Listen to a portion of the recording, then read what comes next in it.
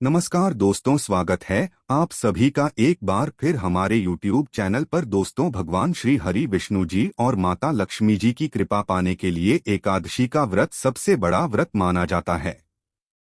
यह व्रत न केवल जीवन में सुख शांति ऐश्वर्य संपदा उत्तम जीवन साथी और कार्यक्षेत्र में सफलता प्रदान करता है, बल्कि मरणोपरांत मोक्ष भी प्रदान करता है। हर एकादशी व्रत का एक अलग और खास महत्व होता है। दोस्तों, आज की इस वीडियो में हम आपको बताएंगे गौमाता से संबंधित एक उपाय जिससे आपको मिल सकता है कभी न समाप्त होने वाला धन प्राप्त करने का वरदान। अगर हिंदू धर्म की माने तो ऐसी मान्यता है कि अगर गौ माता की सेवा निस्वार्थ भाव से की जाए तो घर में माता लक्ष्मी जी का वास होता है।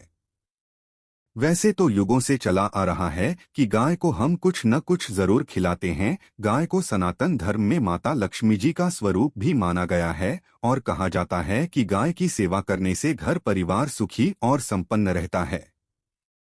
जिन घर में गाय की सेवा निस्वार्थ भाव से होती है उस घर में लक्ष्मी जी की कृपा हमेशा बनी रहती है, और जिस घर में गाय की सेवा नहीं होती है वहां पर अचानक से किसी भी प्रकार के विघ्न बाधाएं आती रहती हैं। वैसे तो कुछ लोग शहरों में भी रहते हैं तो वहां पर गाय पालना संभव ही नहीं है, लेकिन गाय को वहां पर भी रोटी अवश्य खिलाई जाती है। लेकिन कई बार गाय को खिलाने में कुछ भूल हो जाती है। तो दोस्तों, कौन सी हैं वो 3 चीजें जो गाय को नहीं खिलानी चाहिए, आज हम आपको इस वीडियो के माध्यम से बताएंगे। तो कृपया वीडियो को आधा अधूरा न छोड़े, वीडियो को अंत तक जरूर देखें। दोस्तों, गौ माता के अंदर सभी देवी देवताओं का निवास माना जाता है। तो आप सुबह जो पहली रोटी बनती है वो अगर आप गाय को खिलाते हैं तो सभी देवी देवताओं का आशीर्वाद प्राप्त होता है। गाय को गुरु के साथ जोड़ा गया है, यानी बृहस्पति ग्रह के साथ। इसलिए गुरुवार के दिन गाय को रोटी पर एक चुटकी हल्दी डालकर खिलाए तो सुख संपत्ति धन ऐश्वर्य बढ़ता है, दुष्ट ग्रह शांत हो जाते हैं। जो लोग मानसिक रूप से परेशान हैं वह गाय को रोटी पर थोड़ा सा गुड़ रखकर खिलाएं। इससे सकारात्मक ऊर्जा आती है, टेंशन खत्म होती है और स्वास्थ्य भी अच्छा रहता है।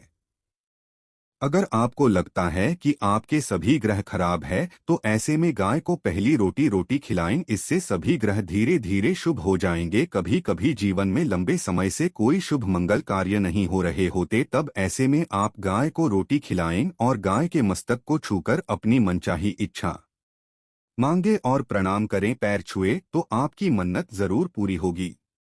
तो ये था गाय को आप क्या खिलाएं उसके बारे में, लेकिन गाय को क्या नहीं खिलाना चाहिए अब हम जान लेते हैं। गाय को रोटी तो हर कोई खिलाता है, अब यह रोटी बासी बिल्कुल भी नहीं होनी चाहिए, यानी कि एक दिन पहले की जो रोटी बनी रहती है और आप दूसरे दिन सुबह सुबह खिला देते हैं, वो नहीं खिलानी चाहिए। कई बार आप रोटी बना लेते हैं और उस दिन गाय मिलती नहीं तो रोटी रखी रह जाती है, फिर वो अगले दिन गाय को खिलाने से गाय का अपमान माना जाता है, वो रोटी बासी कहलाती है। इसलिए गाय को एक दिन पहले की बची हुई रोटी कभी नहीं खिलानी चाहिए। सड़ी गली चीजें खराब चीजें गाय को मत खिलाइए, इससे घर में परेशानी आती है। और अगर आप ऐसा करते हैं तो अपनी आदत को बदलिए, क्योंकि इससे घर में तकलीफ आती है। गाय को हरा चारा तो हर कोई खिलाता है। आप हरा चारा खिलाते समय एक बात का विशेष ध्यान रखें, गाय को सबसे ज्यादा पीपल का पत्ता लोग खिलाते हैं, पर पीपल का पत्ता आप खुद से तोड़कर मत खिलाइए। दूसरी बात, आप घर में सब्जी लाते हैं, उसे काटते हैं और उसमें से अच्छी चीजें कर रखें, बचा खुचा आप गाय को न खिलाएं। आप जो देंगे वह गाय खा लेगी, लेकिन थोड़ी सी कुछ अच्छी चीजें मिलाकर गाय को खिला दीजिएगा। गाय को कभी भी दूध नहीं पिलाना चाहिए। आप दही चावल खिला सकते हैं, लेकिन दूध ताजा हो या बचा हुआ भूल कर भी गाय को मत खिलाइए। तो यह 3 चीजें गाय को कभी नहीं खिलानी है। एक तो बची कुची रोटी नहीं खिलानी है, कोई भी अनाज बच जाए उसे दूसरे दिन गाय को नहीं खिलाना है। जैसे चावल बच जाता है, रोटी बच जाती है। और आप अगर चारा खिलाते हैं उन्हें तो सड़ा गला मत खिलाइए, और अगर खिलाते हैं कोई तो उसके साथ कुछ अच्छी चीजें मिला लें, और गाय को दूध भी नहीं पिलाना है। ये चीजें बिल्कुल भी नहीं खिलाएं, नहीं तो घर में गरीबी आती है। माता लक्ष्मी आपके घर में वास करना छोड़ देती है। 84 लाख योनियों के सफर करके आत्मा अंतिम रूप में गाय का रूप धरती है। गाय लाखों योनियों का वो पड़ाव है जहां आत्मा विश्राम करके आगे की यात्रा शुरू करती है। दोस्तों, गाय का कोई अपशगुन नहीं होता है। जिसे भूभाग पर मकान बनाना हो वहां पर अगर आप 15 दिन के लिए गाय और बछड़ा बांध देते हैं तो वह जगह पवित्र हो जाती है। अगर आप कहीं जा रहे हैं और गौ माता आपका मार्ग रोक दें तो यह बहुत ही शुभ माना जाता है। गाय और बछड़े का दर्शन एक साथ आपको हो जाएं तो आपकी सफलता का प्रतीक माना जाता है। अगर आपके घर के आसपास गौमाता घूमती रहती है तो इसका मतलब है कि आपके घर से काफी सारे संकट अपने आप ही दूर होने वाले हैं और सुख समृद्धि के दरवाजे खुलने वाले हैं। गांव के समीप आप अगर जाते हैं तो संक्रामक रोग, सर्दी, खांसी, जुकाम आदि का अपने आप ही बिना दवाइयों के भी नाश हो जाता है।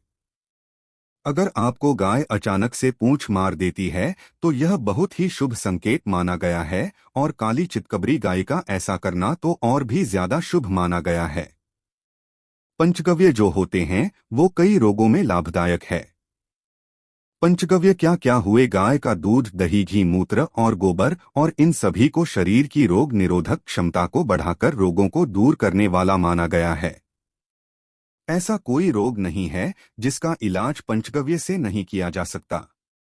दोस्तों, आज के समय में लोग गौमाता की पूजा करने के बजाय, उनकी सेवा करने के बजाय उनको काटकर मारकर खाना ज्यादा पसंद करते हैं। बुरा लगेगा शायद, पर यह सच है। अगर आप गाय को पाल सकते हैं तो अच्छी बात है, लेकिन आज के इस मॉडर्न युग में जहां लोगों की शायद खुद के घर में रहने की जगह नहीं है, ऐसे में गाय को रखना थोड़ा कठिन और महंगा हो सकता है। ऐसे में आप गाय को रोटी दे, कम से कम रोटी दे करके आप सुख समृद्धि को प्राप्त कर सकते हैं। आपके घर में बरकत होने लगेगी। दोस्तों, हमारे बुजुर्ग हमेशा से कहते आए हैं कि गाय को रोटी खिलानी चाहिए, लेकिन समय स्थिति के चलते गाय की सेवा हर कोई नहीं कर पाता है, लेकिन कम से कम रोटी तो आप खिला ही सकते हैं। अगर रोटी भी नहीं खिला सकते, जैसे काफी सारे जो हमारे भाई बहन अमेरिका, लंदन वगैरह में हैं, उनको गाय नहीं मिलती हैं और वो पूछते हैं कि हम कैसे गौ सेवा करें। आप ऐसा कर सकते हैं, आप गांव के नाम के पैसे निकलते जाएं और फिर आप चाहे तो कभी इंडिया आए तो आप गौशाला में दान दें, या फिर आप चाहें तो वहीं पर किसी गरीब को गांव के नाम की रोटियां खिलाएं। किसी भी अनाथ आश्रम में चले जाएं, किसी वृद्धाश्रम में चले जाएं, किसी भी दूसरे सफेद पशु को आप भोजन कराएं। यह हमारे देश में कई जगह देखा गया है। और कई लोगों का प्रश्न आता है कि हम झूठी रोटी गाय को देते हैं, क्या ये सही है या गलत? हम झूठा खाना, बचा हुआ खाना गाय को खिलाते हैं, यानी जो बच जाता है वह गाय के हवाले कर दिया जाता है। दोस्तों, इससे जुड़ी एक पौराणिक कथा है। तो आपको बता दें, रामायण काल में गौमाता को एक श्राप मिला था, उसी की वजह से आज उनके साथ ऐसा हो रहा है। और उसी शराब की वजह से गौमाता में देवी देवताओं का वास होने के बाद भी उनको झूठा खाना पड़ता है। यहाँ तक कि पॉलिथीन भी खाते हैं, हालांकि ये किसी भी लिहाज से सही नहीं है।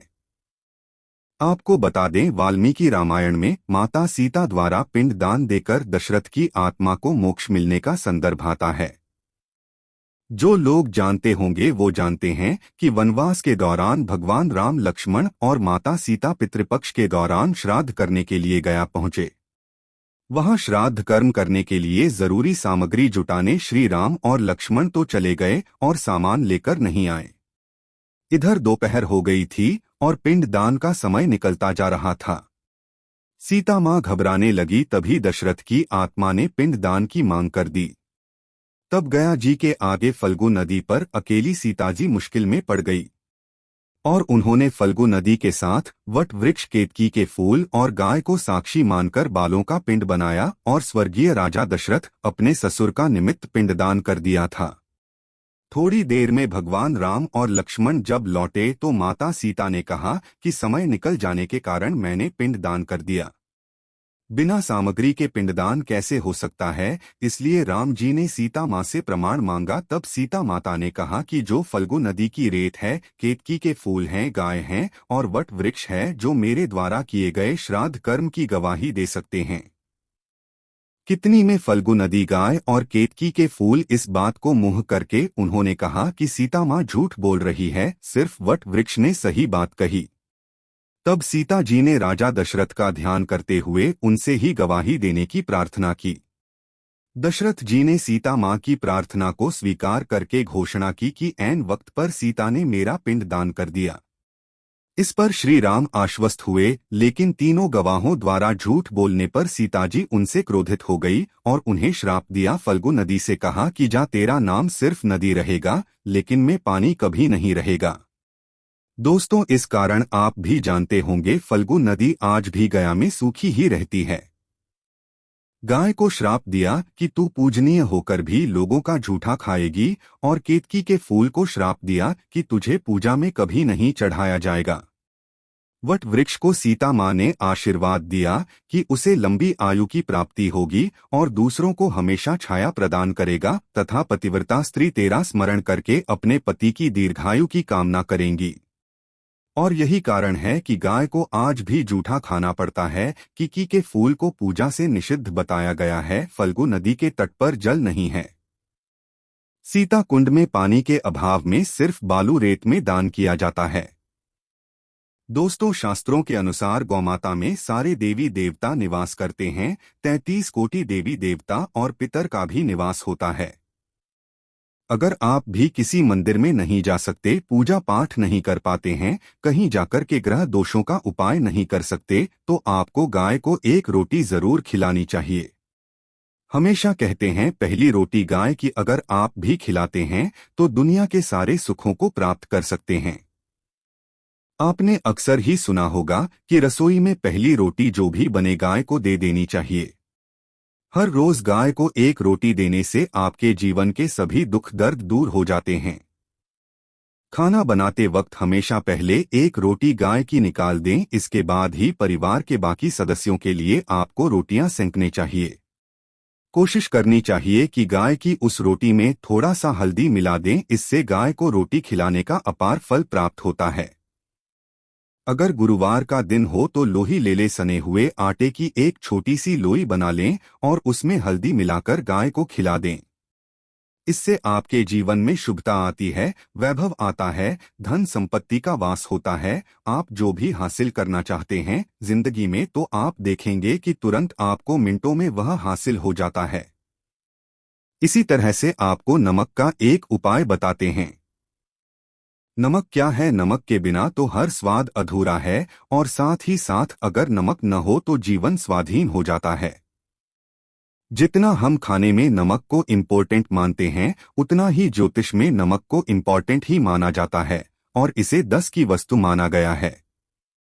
किसी का नमक खाने का अर्थ क्या होता है? उसका कर्जदार होना आपने सुना ही होगा। नमक का कर्ज अदा करना है, इसलिए अगर आप जीवन को सुगम बनाना चाहते हैं, सरल बनाना चाहते हैं, तो नमक का एक आसान सा प्रयोग आपको आज हम बताएंगे। आप देखिए कि कितने आपको पॉजिटिव परिणाम मिलते हैं, और इतना आसान है कि इसके लिए आपको अतिरिक्त मशक्कत करने की कोई जरूरत भी नहीं है। सिर्फ आपको अपने घर में बनी सबसे पहली रोटी लेनी है और उस पर थोड़ा सा नमक रख दें। अब आप पूछेंगे कौन सा नमक रखें? तो सबसे बेस्ट है आप डेली वाला नमक, सस्ता नमक जो भी है वो रखें। काला नमक नहीं रखना है, आपको सफेद नमक ही रखना है। तो नमक रख लें और फिर इस रोटी को किसी कपिला गाय को आपको दे देनी है। कपिला गाय यानी सफेद रंग की गाय को आपको खिला देना है, और अगर आपको कपिला गाय नहीं मिलती है तो आप यह रोटी किसी भी गाय को खिला दें। मगर यदि आपको कोई ऐसी गाय दिख जाए, सबसे पहले सफेद गाय को ही खिलाना प्रेफर करें। दोस्तों, आपको बता दें, ये उपाय आपकी हर समस्या को जड़ से दूर कर देता है। चाहे आपके घर में कोई बड़ी कला हो, कोई पारिवारिक वाद विवाद हो, इस उपाय को करके आपके घर में सुख का वास होने लगता है। जो भी धन की कमी हो, बच्चों की पढ़ाई हो, कैरियर में सफलता हो, सभी मुश्किलें आपके जीवन की दूर होने लगती है। लेकिन गाय को रोटी देते वक्त मन में ऐसी कोई भावना लगाकर रखें कि हम रोटी खिलाते हैं या फिर हम बहुत बड़े दानी हैं। अन्यथा इस स्थिति में पुण्य फल की प्राप्ति होना संशय वाली स्थिति देता है। गाय को रोटी खिलाने से नियम से बरकत के अलावा आप देखेंगे धन संपत्ति में दिनों दिन बढ़ोतरी होने लगती है और आपके घर के ग्रह दोषों से आपको मुक्ति मिलती है। अगर आपके भी घर में धन की कमी है तो आपको ये उपाय जरूर करना चाहिए, किसी भी दिन करे। अगर सावन का पवित्र महीना है तो हर दिन शुभ है। आप जिस दिन चाहे उस दिन से कर सकते हैं और आप देखेंगे इस उपाय को करने से आपके घर से धन की कमी बिल्कुल झट से दूर हो जाती है। तो ये उपाय आप जरूर कर लीजिए। आज के लिए बस इतना ही। तो दोस्तों, आपको यह जानकारी कैसी लगी हमें कमेंट में अवश्य बताएं। वीडियो को लाइक करें और अपने दोस्तों के साथ भी शेयर करें और कमेंट में जय माता लिखना ना भूलें। धन्यवाद।